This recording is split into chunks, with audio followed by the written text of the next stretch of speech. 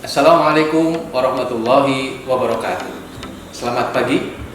Perkenalkan, saya Luhung Ahmad Perguna, SOS MA, dosen Program Studi Pendidikan Sosiologi Universitas Negeri Malang.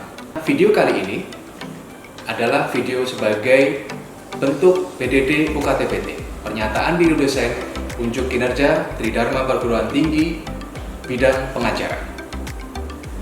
Pada video kali ini, saya mengampu mata kuliah pengantar sosiologi, di mana dalam video ini akan dijelaskan 4 hal pokok. Yang pertama adalah deskripsi mata kuliah, yang kedua adalah penjelasan CPMK atau capaian pembelajaran mata kuliah beserta referensi yang digunakan di dalamnya, yang ketiga adalah mode pembelajarannya, dan yang keempat adalah tentang DIA, Delivery, Interaction, and Assessment. Yang pertama adalah deskripsi mata kuliah. Mata kuliah pengantar sosiologi berbobot 3 SKS, di mana mata kuliah ini merupakan mata kuliah wajib khususnya bagi mahasiswa program studi pendidikan sosiologi, yang mana mata kuliah ini akan mengantarkan mahasiswa untuk mengenal konsep-konsep esensial di dalam sosiologi yang harapannya ke depan ini sebagai dasar dan basic pengembangan keilmuan lanjutan untuk belajar sosiologi tingkat lanjut seperti sosiologi pembangunan, sosiologi pedesaan, dan sosiologi-sosiologi lainnya. Yang kedua adalah tentang capaian pembelajaran mata kuliah atau CPMK. Ada 3 hal utama di dalam capaian pembelajaran mata kuliah, yaitu unsur sikap, yang kedua unsur pengetahuan atau kognitif, dan yang ketiga adalah unsur keterampilan. Yang pertama, ketika berbicara unsur sikap, salah satu yang ingin ditempuh adalah menginternalisasi nilai, norma, dan etika akademik. Kemudian, pada unsur pengetahuan, mahasiswa diharapkan mampu memahami konsep esensial sosiologi, kerangka paradigmatik di dalam sosiologi, dan termasuk teoritisasi di dalam sosiologi. Dan kemudian yang ketiga, unsur keterampilan, di mana ada keterampilan umum dan keterampilan khusus di dalamnya, yang mana dalam capaian pembelajaran mata kuliah pengantar sosiologi ini, mahasiswa diharapkan terampil dalam mengaplikasikan teori dan konsepsi sosiologis terkait permasalahan sosial yang terjadi di masyarakat. Terkait referensi yang digunakan, saya selaku dosen pengampu mata kuliah ini berusaha untuk selalu mengupdate referensi dan rujukan yang terbaru, termasuk referensi menggunakan bahasa Inggris. Beberapa referensi yang sering kami gunakan adalah tulisan dari Diana Kendall tentang Sociology in Our Times yang sekarang sudah sampai ke edisi ke-12. Yang kemudian yang kedua adalah tulisan dari Joan Ferrante, Seeing Sociology an Introduction. Kemudian yang juga tidak kalah penting, saya di tahun 2018 membuat modul tentang memahami dan mengenal sosiologi. Modul ini diharapkan juga digunakan oleh mahasiswa di dalam proses pembelajaran dan perkuliahan pada mata kuliah ini. Berbicara tentang mode pembelajaran, kita mengenal dengan istilah, tentu saja kita mengenal istilah hybrid learning, di mana perpaduan antara luring dan daring. Di luring kami bertemu selama 14 kali pertemuan di luar ujian tengah semester dan ujian akhir semester, yang kemudian ditambah dengan daring atau dalam jaringan menggunakan learning management system yang telah dibangun oleh Universitas Negeri Malang dengan sebutan SIPEJAR, Sistem Pembelajaran Jaringan, umsipejar.um.ic.id. Nah, kita memasuki yang keempat, yaitu tentang DIA, Delivery, Interaction, and Assessment atau penilaian. Pada poin yang pertama tentang delivery adalah bagaimana proses perkuliahan berjalan. Nah, kami di dalam delivery menggunakan pendekatan case method, di mana pendekatan ini menekankan pada aktivitas partisipatif mahasiswa di dalam kelas yang berbasis diskusi, tanya jawab untuk memecahkan kasus atau masalah yang kemudian dieksplor secara bersama. Harapannya penerapan metode ini mengasah kritis mahasiswa, membangun jiwa kritis mahasiswa, termasuk untuk memecahkan masalah, kemampuan berkomunikasi, berkolaborasi, dan membangun kreativitas secara kolaboratif. Poin yang kedua adalah I atau interaction. Interaksi yang terjadi antara dosen pengampu mata kuliah dengan mahasiswa. Saya membaginya interaction menjadi dua, yaitu interaction formal interaction, and non-formal interaction. Interaksi formal di dalam perkuliahan ini kami menggunakan SCL atau Student Center Learning, di mana mahasiswa ditempatkan bukan sebagai objek pembelajaran, tetapi mahasiswa bersama-sama dengan dosen sebagai subjek pembelajaran melalui diskusi, tanya jawab, termasuk pemberian lembar kerja mahasiswa, sharing task, dan dalam upaya untuk membangun jiwa kritis dan kreativitas dari mahasiswa. Kemudian yang kedua, kami menggunakan interaksi non formal, di mana mahasiswa diberi kesempatan untuk selalu berkomunikasi 24 jam melalui WhatsApp, baik secara WhatsApp maupun WA group yang telah dibuat secara bersama. Harapannya melalui grup ini terjadi komunikasi dan terjadi hubungan yang baik bila mana ditemukan kesulitan-kesulitan di dalam menjawab persoalan yang disediakan. Nah, memasuki poin yang terakhir di dalam proses DIA, Delivery Interaction and Assessment, adalah A, yaitu assessment atau penilaian. Di dalam penilaian, kami menyampaikan kepada mahasiswa pada pertemuan pertama untuk membahas tentang kontrak perkuliahan. Di dalam kontrak perkuliahan ini tidak hanya bicara soal penilaian, tetapi juga menjelaskan tentang rencana pembelajaran 1 semester mata kuliah pengantar sosiologi. Nah, poin-poin penjelasan tentang penekanan ada di rubrik sebagaimana terlihat di atas. Selanjutnya, kami akan menampilkan micro teaching bagaimana proses pembelajaran di dalam kelas mata kuliah pengantar sosiologi. Selamat menyaksikan. Baik, Assalamualaikum warahmatullahi wabarakatuh. Waalaikumsalam warahmatullahi wabarakatuh. Ya, selamat pagi semuanya. Semoga kalian semua dalam keadaan sehat dan selalu diberi keberkahan oleh Tuhan Yang Maha Kuasa. Alhamdulillah, kita memasuki minggu ke-11 mata kuliah pengantar sosiologi. Semoga kalian semuanya siap untuk menerima materi pada hari ini. Materi kita adalah tentang apa ini? Gerakan sosial. Ya, sebelum memasuki materi gerakan sosial, saya ingin menjelaskan tentang capaian pembelajaran mata kuliah kita hari ini. Pertama adalah menginternalisasi nilai norma dan etika akademik. Kemudian kedua adalah kalian semuanya mahasiswa mampu memahami konsep esensial. Dalam hal ini adalah gerakan sosial. Kemudian kalian mampu menerapkan pemikiran kritis, logis, sistematis, dan seterusnya. Itu bagian dari keterampilan umum. Kemudian yang terakhir adalah kalian terampil dalam mengaplikasikan terkait permasalahan sosial yang terjadi di masyarakat. Ini unsur keterampilan umumnya. Nah, sedangkan tujuan materi pembelajaran kita adalah 3 hal ini. Pertama, memahami konsep dasar dan pendekatan dari gerakan sosial. Kemudian yang kedua, menganalisis fenomena khususnya tentang gerakan sosial, terampil dalam mengaplikasikan konsepsi dasar tentang gerakan sosial. Oke, saya ingin tanya kepada kalian. Kira-kira ketika kalian melihat gambar ini tidak membatalkan puasa. Apa yang ada dalam pikiran kalian? Demo. Silakan katakan satu orang bicara. Apa yang ada dalam benak saudara ketika melihat gambar ini? Angkat tangan. Ya, Mas. Mau menyampaikan aspirasi, Pak, mau menyuarakan pikiran yang ingin didengarkan oleh pemerintah atau siapa. Oke, saya tulis ya. Kata kuncinya adalah aspirasi. Terima kasih, Mas siapa? Habib. Mas Habib. Matur nuwun, Mas Habib. Yang lain, lihat gambar ini. Ini kira-kira apa aspirasinya? Tahu, Pak. Dari mana, Mas? Dari kosan, Pak. Oh, dari kosan. Ya, oke. Silahkan masuk. Ya. Ya, Mas. Mungkin kayak mencari kesetaraan gitu, Pak. Kesetaraan gimana? Kesetaraan antar gender, mungkin laki-laki dan perempuan. Kesetaraan gender. Oke, saya tulis ya. Aspirasinya kesetaraan. Kira-kira selain aspirasi apa yang ingin apa? Yang dalam benak saudara selain itu coba. Silakan. Apa ya? Menyampaikan aspirasi. Coba lihat lebih dalam lagi. Kira-kira ini ngapain ini? Dan pentingnya apa?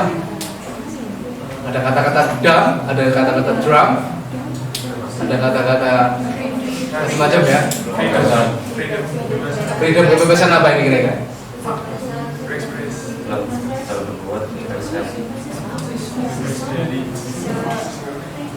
Ya, terkait dengan undang-undang itu juga ada tulisannya, referendum nomor tahun 2016. Oke, baik.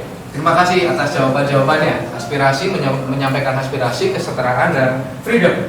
Kemudian kalau menurut saudara, ketika melihat yang ini,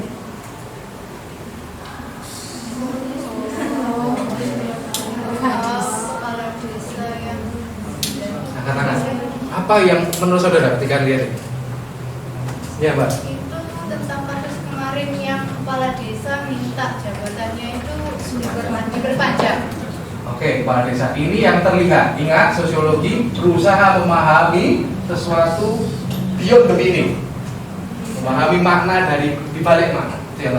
Itu yang kelihatan 9 tahun. Kira-kira apa? Kepala desa 9 tahun. Coba. Apalagi yang lain coba. Ini nggak salah, itu benar. Terima kasih, Pak. Silakan. Lain, silakan. Apa yang dalam pikiran saudara? Ini demonya besar ya? Cukup besar, demonya besar sampai viral ya.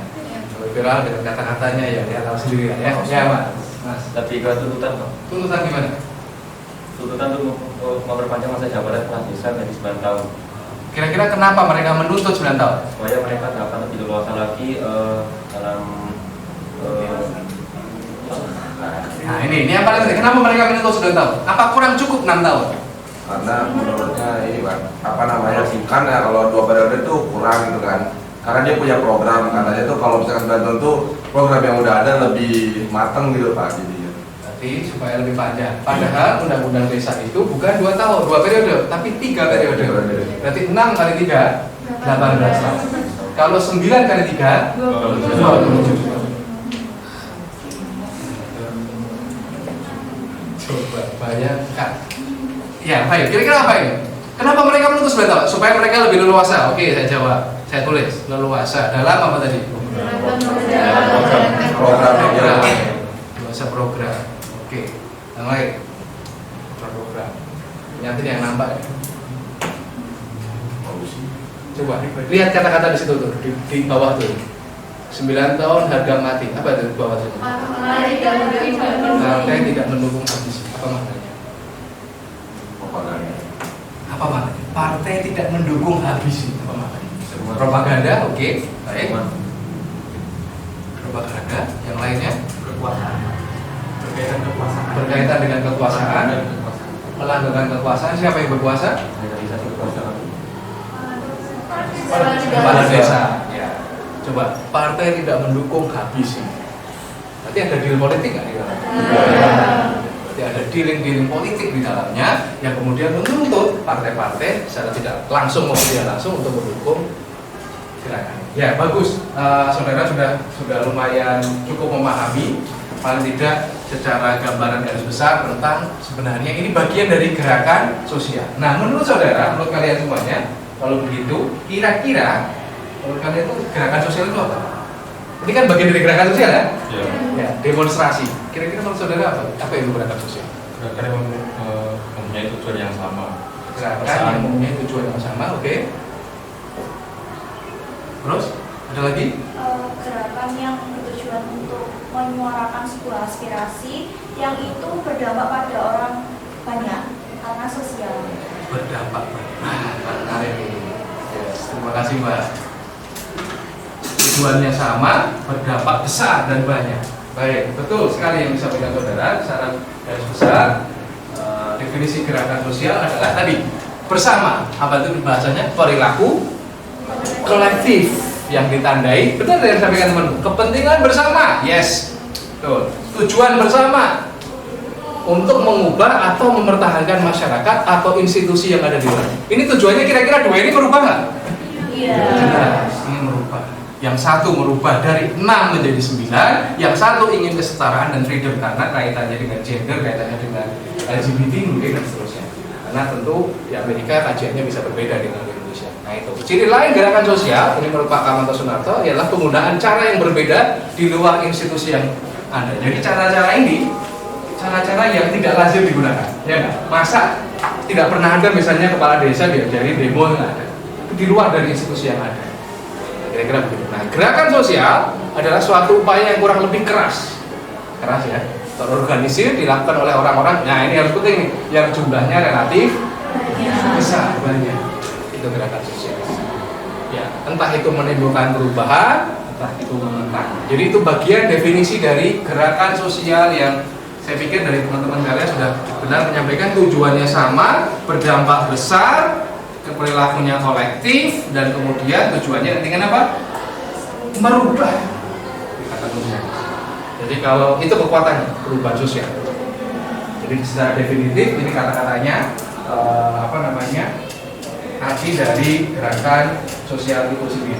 Ya, selanjutnya saya ingin memperlihatkan kepada kalian sebuah video, dan setelah kalian melihat video tersebut, saya minta kalian kemudian berdiskusi dengan satu baris seperti ini, begitu ya. 1, 2, 3, 4, 5, 6, 7, 8 per baris. Diskusi kecil tentang video yang saya tampilkan setelah itu.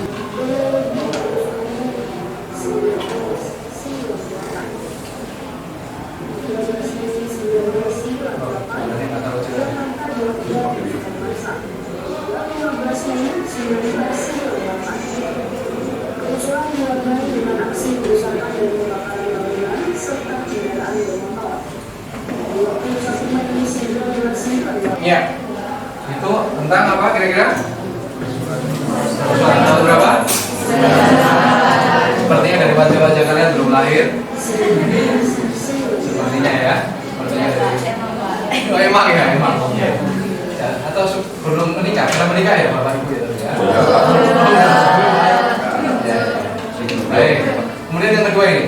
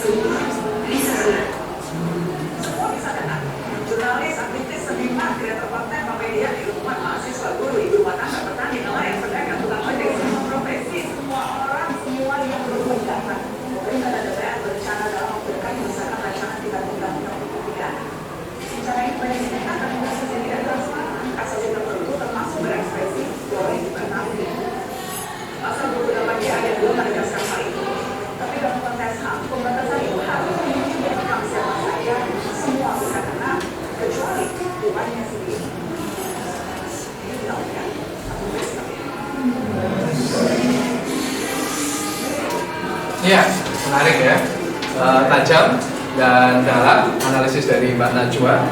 Tentu ada kaitannya dengan gerakan sosial ya.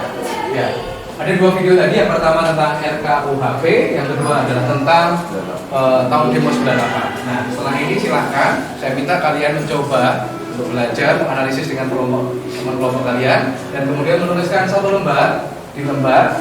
Kemudian hasil diskusi kalian dituliskan dalam satu lembar. Selepasnya kemudian nanti akan saya tunjuk salah satu dari kelompok kalian untuk melakukan presentasi hasil dari analisis kelompok dua video tadi. Ya, silakan dibentuk kelompok, berubah dari kelompok yang dulunya begini menjadi begini ya. Silakan berdiskusi. Ya, boleh silakan ditulis yang selama ini biasa jadi analis. Jangan lupa nama kelompok dulu ditulis, nama kelompok. Selanjutnya kemudian dituliskan analisis kalian terhadap video tersebut. Analisis konsepsional.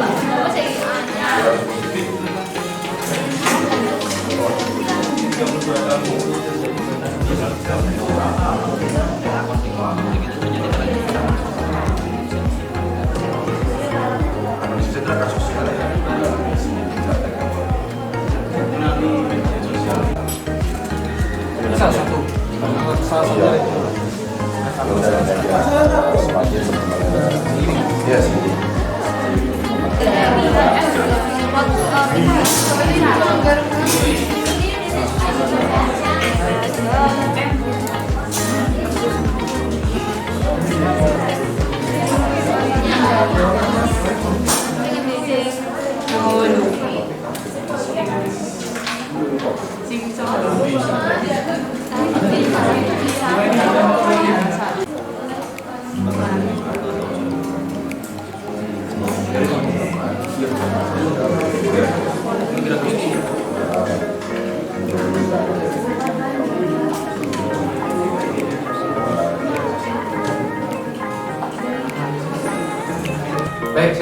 ada yang ingin mempresentasikan hasil analisisnya? Silakan. Sukarelawan dulu sebelum nanti saya tunjuk. Tunjuk aja Pak. Oh iya, ini sukarelawan. Monggo silakan.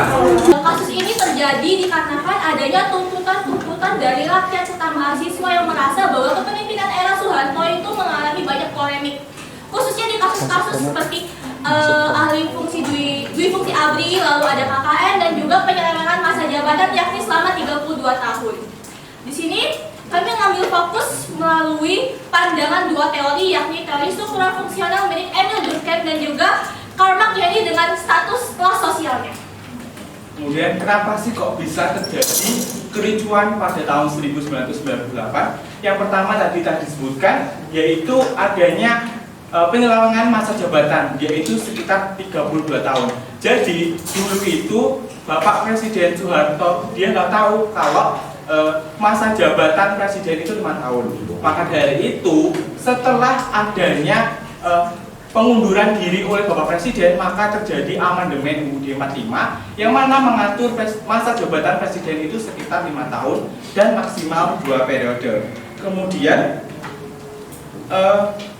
rakyat, yaitu dibantu oleh mahasiswa, menginginkan 6 aspirasi. Yang pertama adalah mengadili Soeharto dan juga pengikutnya. Jadi mahasiswa itu beringinan bahwa presiden itu harus turun dan digantikan oleh presiden berikutnya.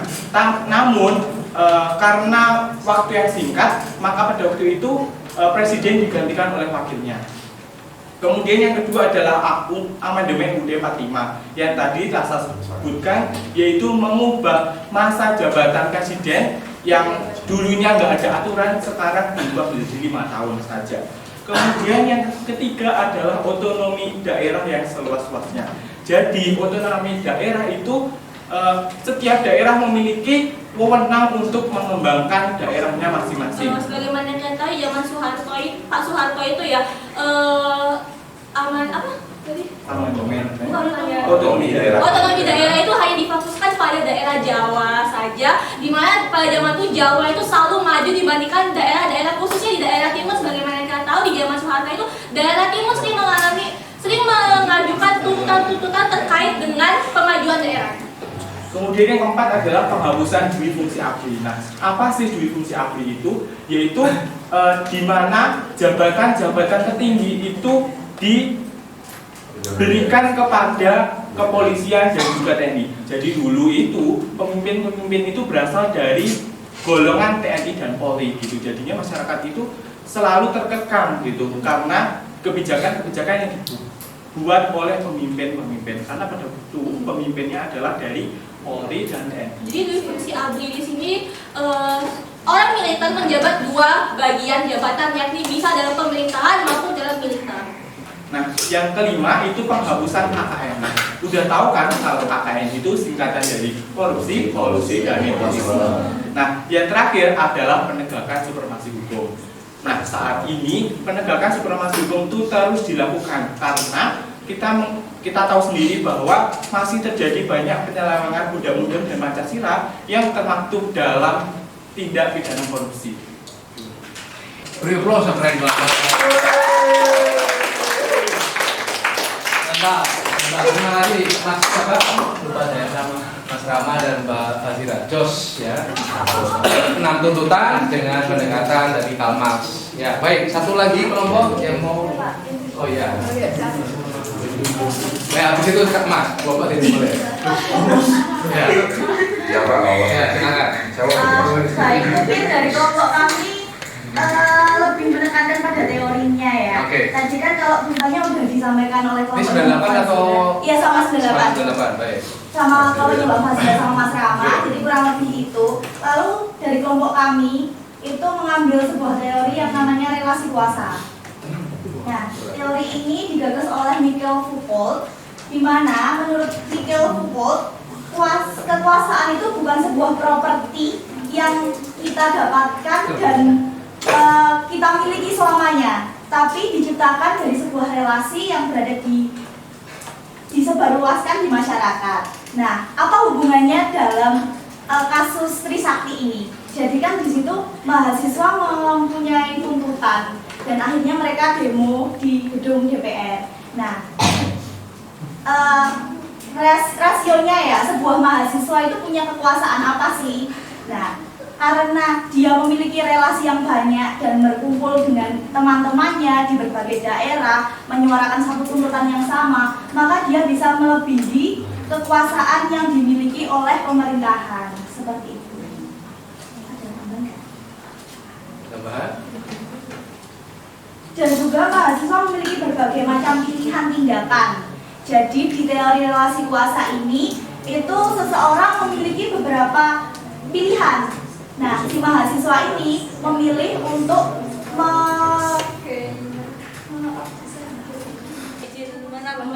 pilihan tindakan itu kayak salah satunya mereka ini mahasiswa ini kan mereka sebagai salah satu pelajar lah, orang terdidik. Jadi mereka itu melakukan salah satu pilihannya yaitu untuk melakukan aksi untuk turun jalan. Nah, ini menjadi salah satu pilihan tindakan mereka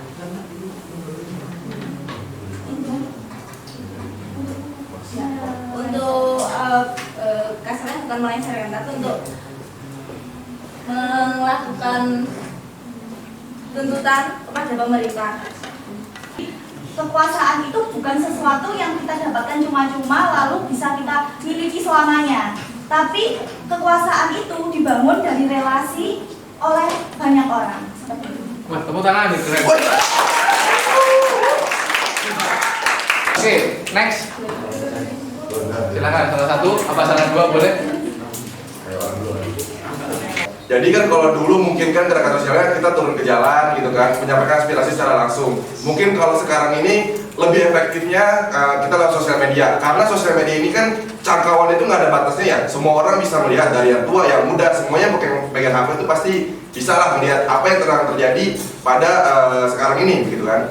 Nah, jadi kalau dari kami sendiri ngambil teorinya itu, ngambil teori kritis gitu Pak. Jadi kalau misalkan kita mengkritiki pemerintahan itu kan harus by on data gitu kan. Jadi nggak bisa lah kita asal sebut kritis aja gitu kan. Apa yang menjadi kritik bagi para mahasiswa ini gitu, atau bagi para masyarakat, apa yang kurangnya gitu loh. Lalu kita sampaikan di video kayak seolah-olah tuh video propaganda biar masyarakat Indonesia tuh tahu gitu loh. Bagaimana emosinya emosinya mahasiswa ini ketika DPR tuh mengesahkan undang-undang seperti itu gitu. Kayak Pak Najwa tadi kan, dia kan pemikirannya kritis banget gitu kan. Padahal penyampaiannya santai-santai, tapi tajam gitu, tegas. Kita pun jadinya seakan-akan terbawa oleh emosi dia gitu loh.